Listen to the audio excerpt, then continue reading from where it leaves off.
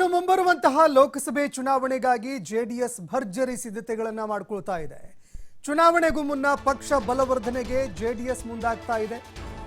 ಜನವರಿ 8ರಂದು ಮಹತ್ವದ ಸಭೆ ಕರೆದಿದ್ದಾರೆ ಎಚ್.ಡಿ. ಕುಮಾರಸ್ವಾಮಿ. ಮಾಜಿ ಸಿಎಂ ಇದಕ್ಕೆ ಸಂಬಂಧಪಟ್ಟಂತೆ ಸಭೆ ಕರೆದಿದ್ದಾರೆ. ಬೆಂಗಳೂರಿನ ಜೆಪಿ ಭವನದಲ್ಲಿ ಜೆಡಿಎಸ್ನ ಈ ಒಂದು ಮೀಟಿಂಗ್ ನಡೆಯಲಿದೆ. ಸಭೆಗೆ ಪಕ್ಷದ ಶಾಸಕರು, ವಿಧಾನ ಪರಿಷತ್ನ ಸದಸ್ಯರು, ಪಕ್ಷದ ಮುಖಂಡರಿಗೆ ಆಹ್ವಾನವನ್ನ ಕೊಟ್ಟಿದ್ದಾರೆ ಮಾಜಿ ಸಿಎಂ ಎಚ್.ಡಿ. ಕುಮಾರಸ್ವಾಮಿ.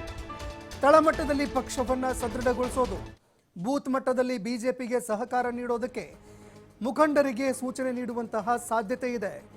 ಇನ್ನು ಈಗಾಗಲೇ ಸೀಟು ಹಂಚಿಕೆಗೆ ಸಂಬಂಧಪಟ್ಟಂತೆ ಚರ್ಚೆ ಕೂಡ ಆಗಿದೆ. ಈಗಾಗಲೇ 2-3 ಸುತ್ತಿನ ಮಾತುಕತೆಯನ್ನು ಕೂಡ ನಡೆಸಿದ್ದಾರೆ.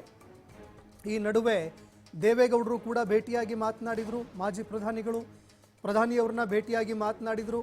ಈ ನಡುವೆ ಸೀಟು ಹಂಚಿಕೆಗೆ ಸಂಬಂಧಪಟ್ಟಂತೆ ಯಾವುದೇ ಗೊಂದಲ ಇಲ್ಲ ಅನ್ನುವಂತಹ ಮಾತುಗಳು ಕೂಡ ಕೇಳಿಬರ್ತಾ ಇತ್ತು. ಈ ನಡುವೆ ಪಕ್ಷವನ್ನು ಸ್ಥಳ ಮಟ್ಟದಲ್ಲಿ ಸದೃಢಗೊಳಿಸೋದು ಒಂದು ಕಡೆ, ಅದೇ ರೀತಿಯಾಗಿ ಬೂತ್ ಮಟ್ಟದಲ್ಲಿ ಬಿಜೆಪಿಗೆ ಬೇರೆ ಬೇರೆ ಕ್ಷೇತ್ರಗಳಲ್ಲಿ ಸಹಕಾರವನ್ನು ಕೊಡಬೇಕು, ಚುನಾವಣೆಯನ್ನು ಎದುರಿಸೋದಕ್ಕೆ ಅಂತ ಬಿಜೆಪಿಗೆ ಸಹಕಾರವನ್ನು ಕೊಡೋದಕ್ಕೆ ಈ ಒಂದು ಸಭೆಯನ್ನು ಹಮ್ಮಿಕೊಳ್ಳಲಾಗ್ತಾ ಇದೆ. ಸಭೆಯಲ್ಲಿ ಬಹಳಷ್ಟು ಮಹತ್ವದ ವಿಚಾರಗಳನ್ನು ಚರ್ಚೆ ಮಾಡುವಂತಹ ಸಾಧ್ಯತೆ ಇದೆ. ಅದೇ ರೀತಿಯಾಗಿ ಕಳೆದು ಹೊಕ್ಕೊಂಡಿರುವಂತಹ ಲೋಕಸಭಾ ಕ್ಷೇತ್ರಗಳನ್ನು ಮತ್ತೆ ಗೆಲ್ಲಬೇಕು, ತನ್ನ ಒಂದು ಪಕ್ಷದ ವ್ಯಾಪ್ತಿಯನ್ನು ಕೂಡ ವಿಸ್ತರಣೆ ಮಾಡಿಕೊಳ್ಳುವಂತಹ ಕೆಲಸವನ್ನು ಮಾಡಬೇಕು.